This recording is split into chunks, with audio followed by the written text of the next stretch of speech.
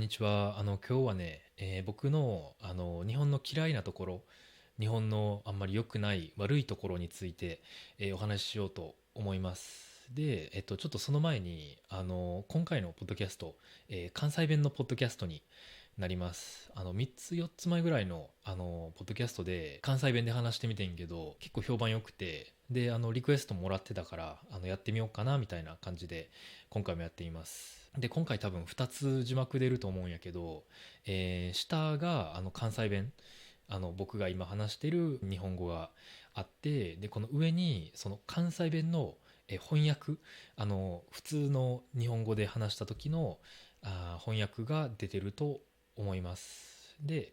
関西弁ってもちろん言葉とか文の作り方とかちょっと標準語と違うことが多いから、そういうのはこの翻訳見てくれたらわかると思うねんけど、でも僕的に関西弁の一番大きい違いってアクセント、イントネーションやと思うねんな。その関西弁のイントネーションと標準語のイントネーションほんまに全然違うから、それを分かるためにはやっぱり関西弁のポッドキャストと普通のポッドキャストどっちも聞くことしか違いが分かる方法がないと思うから、関西弁で話してるのと、標準語で話してるのどっちも聞いて、そこで違いを見つけるっていうのが一番早いと思うか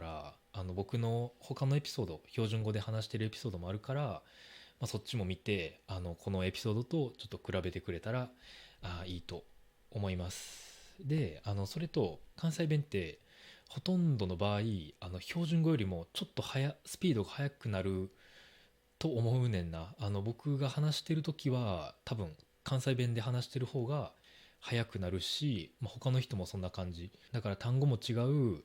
文の作り方も違う、イントネーションも違う、プラススピードがもっと速いっていう、結構聞き取るのも話すのも大変なアクセントやと思うから、今回の動画とかこの関西弁ポッドキャスト役に立ったら嬉しいです。じゃあ、今回のトピックに戻って話していこうと思うんやけど、日本の嫌いなところ、まず簡単な答えがあんまりないねんな。ほんまにありがたいことやと思うねんけど、その日本語勉強してる人ってもちろん日本語が好きで日本語勉強してる人が多いと思うんやけど、その自分の国が嫌いとか自分の国の文化があんまり合わへんから、その他の文化に興味を持ってその例えば日本語勉強してるとか、そういう人も多いと思うし、僕もそういうことをいろいろ聞いてきたから、自分が生まれた国、日本の、嫌いなところがあんまりないっていうのはほんまにありがたいことなんやけど、前の動画でも言ってんけど、静かやし綺麗やし、危ないこともあんまりなくて、安全な国やし、ほんまにいい国やねんな。でもそれで僕の日本の嫌いなところはないです終わりっていうわけにはいかへんから、いろいろ探して、これ撮る前に15分ぐらいなんかあるかなって考えてて、その探したことをちょっと今から話していこうと思います。まず最初は暑いってことかな。1年ぐらい、外国に住んでてヨーロッパやってんけど、ヨーロッパも暑いねんな。夏とか普通にめっちゃ暑いし、30度ぐらい、32度33度なることあるんやけど、僕はその暑いのはいいんやけど別に耐えれるやけど、日本って暑いプラス湿気がやばい。ほんまにやばい。なんか外出たら、中でもやけど汗かいてないのにいつも汗かいてるみたいなその感じがあんまり好きじゃないから、今これ撮ってるのが、9月23日で、今はもう夜も涼しくなったから、そんなに、湿気は少なくなってきたけど、まだ、ヨーロッパに比べると多いっていうところかな。それがまず最初で、この最初のポイントは仕方ない、分かってたことやねんけど、次からちょっと本当にあんまり好きじゃないっていうことになるんやけど、これ、僕のチャンネルとか、いろんなエピソードで言ってるんやけど、やっぱ日本ってね、そのイメージが強すぎるんですね。ここでまた僕も日本人はイメージが強すぎるって言ったら、まあ、それもあんまり良くないかもしらへんけど、でもやっぱり他の国の人と話してる時よりその日本人と話してる時の方がイメージが強いっていう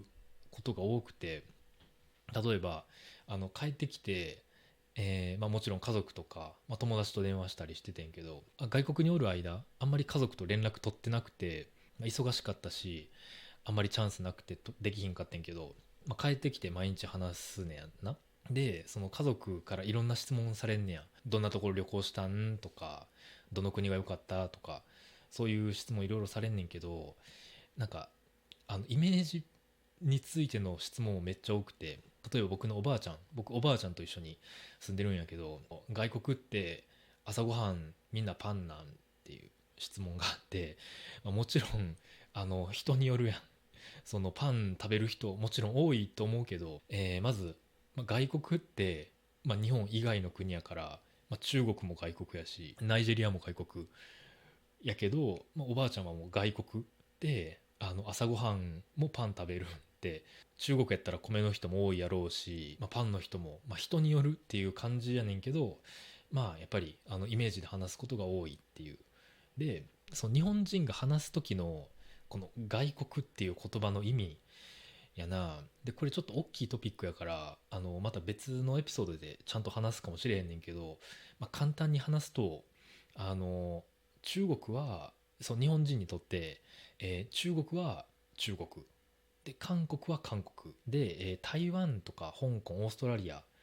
は台湾香港オーストラリアで、アフリカとか中東の国はアフリカは中東で、東南アジアなんかタイとか、フィリピンとか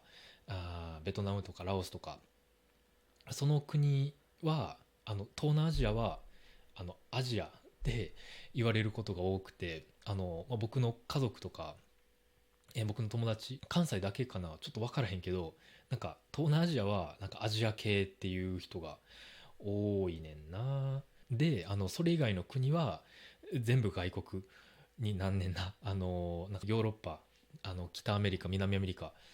もう全部外国になるから、そういうなんか外国に興味ない人とか、国際的なことにあまり興味がない人はそのイメージでよく話すことが多いってことかな。別にこの悪いとかそういうわけじゃなくて、こういう文化っていうかこういう話し方がその日本で、よくあるってことですね。で次が最後のポイントやねんけど、ビーガンのメニューがほんまに少ないってことかな。これは多分東京でも少ないと思う。まず僕ビーガンじゃないんやけどほとんど肉食べへんねんな。で特にその僕ヨーロッパにいる時はそのどのレストランでもなんかビーガンのオプションとか、ベジタリアンのオプションがあって、ほとんどのレストランがそれがあるから、というか僕が行ったレストランは全部そのビーガンのオプションあったから、だからいつもビーガンのメニュー頼んだり、家で料理する時も、肉はほんまに全然使わへん。特別なシチュエーションとかその必要なシチュエーション食べやなあかん時はもちろん食べるんやけど、でもこの1年間ほとんど肉食べやんと、生活してきて、で帰ってきて、日本でちょっとレストランとか行ってもビーガンとかベジタリアンのメニューほんまにないから、だからちょっと困ったっていうのがあるかな。嫌い、そう日本が嫌いになるっていうレベルじゃないけど、もう2024年やしベジタリアンのメニューぐらいあってもいいんちゃうかなって思う。で僕の家族もあんまりヴィーガンっていう食習慣を、あまり理解できひんくて、その僕のおばあちゃんとかお母さんが「今日何食べたい?」って聞いてきた時に、